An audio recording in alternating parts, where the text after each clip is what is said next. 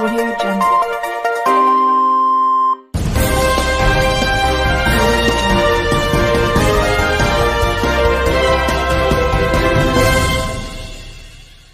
आज जो मोर्चा आपल्या भुसावळ नगरीमध्ये संपन्न झालेला आहे, हा मोर्चा या कारणासाठी निघालेला आहे, जे महाबोधी बुद्ध विहार गयेला आहे, हे महाबोधी बुद्ध विहार बौद्धांचं आहे। राजा सम्राट अशोकाने त्या बुद्ध विहाराचं निर्मिती केलेली आहे, परंतु हे जे विहार आहे हिंदूंच्या ताब्यात आहे। जो 1949चा बीटी ऍक्ट आहे, या ऍक्ट नुसार त्या समितीवरती जे 9 सदस्य आहेत, त्या 9 सदस्यामधील 5 जे सदस्य आहेत, 5 हिंदूंचे आहेत आणि 4 बौद्धांचे आहेत, आणि त्याच्यामुळे त्या समितीवरती हिंदूंचा ताबा आहे।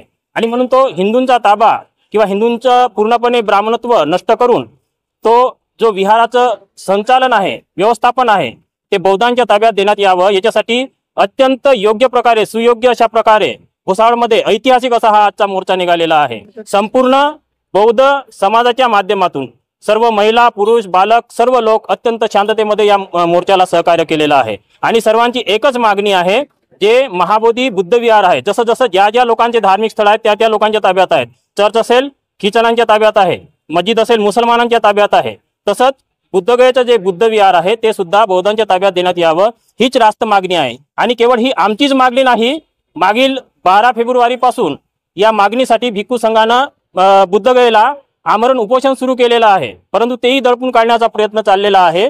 आणि म्हणून त्यांच्या मागणीसाठी समर्थन म्हणून आणि ते बुद्ध विहार आपल्या बौद्धांच्या ताब्यात देण्यात यावं, यासाठी हा मोर्चा निघालेला होता।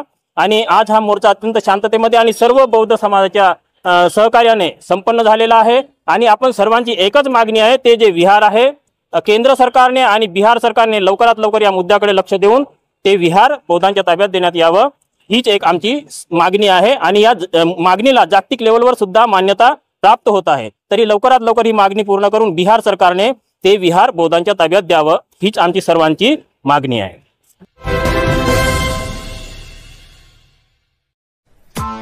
Press the bell icon on the YouTube app and never miss another update.